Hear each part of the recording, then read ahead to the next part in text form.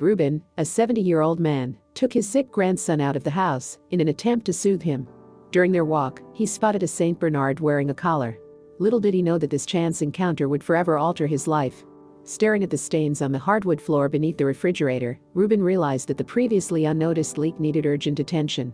He sighed, thinking about his growing grandson Ronnie, who would soon be running around the house. "I have to fix that," he thought to himself. As Ruben began to address one issue, he became painfully aware of the numerous other problems plaguing his home. The weight of his recent financial struggles bore down on him, despite having been a successful lawyer in his prime. He had depleted his savings and was struggling to make ends meet. Ruben couldn't foresee how his twilight years would unfold. His eldest son, Jonathan, had abandoned the family following the death of Ruben's wife Iris. Tragedy continued to strike when his daughter, Sarah, was diagnosed with cancer a year later, and her husband deserted her during her illness. Sarah soon discovered she was pregnant and sought refuge with her father Ruben. He lovingly cared for her during her pregnancy and emptied his savings to support her treatment. Unfortunately, Sarah's battle with cancer ended tragically just months after giving birth to Ronnie. Ronnie became the sole source of hope and purpose for Ruben, but his grandson's worsening epilepsy required constant supervision. Ronnie's frequent crying made it difficult for both of them. One evening, Ruben decided to take Ronnie outside, hoping that a change of scenery might help. However, Ronnie remained agitated, gazing at the trees, sky, and birds without finding solace. Ruben was at a loss for how to comfort him. Suddenly, a large Saint Bernard approached them, triggering Ruben's concern that the dog might frighten or harm Ronnie. However, seeing the collar on the dog eased his fears somewhat. Still, Ruben tried to keep the dog at bay while searching for its owner, to no avail. The persistent dog inched closer to Ronnie, causing Ruben to panic. To his astonishment, Ruben observed that Ronnie had ceased crying. Looking down, he saw the dog gently licking Ronnie's hand, bringing a smile to his grandson's face. Ruben was overwhelmed with relief and gratitude. Ruben waited for a while, hoping the dog's owner would appear, but there was no sign of anyone.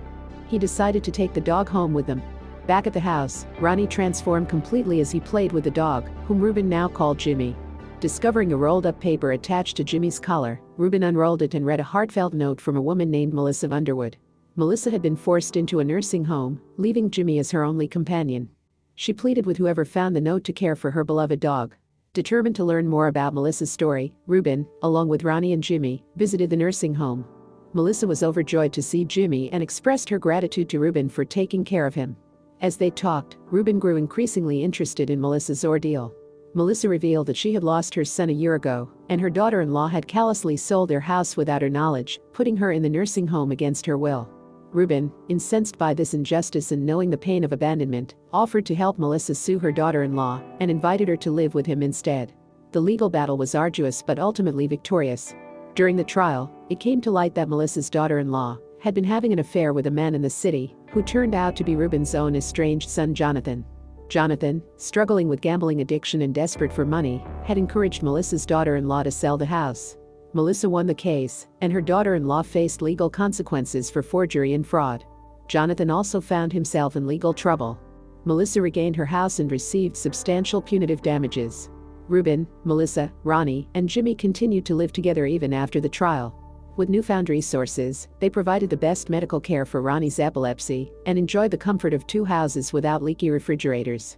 Most importantly, they cherished their loving and supportive family.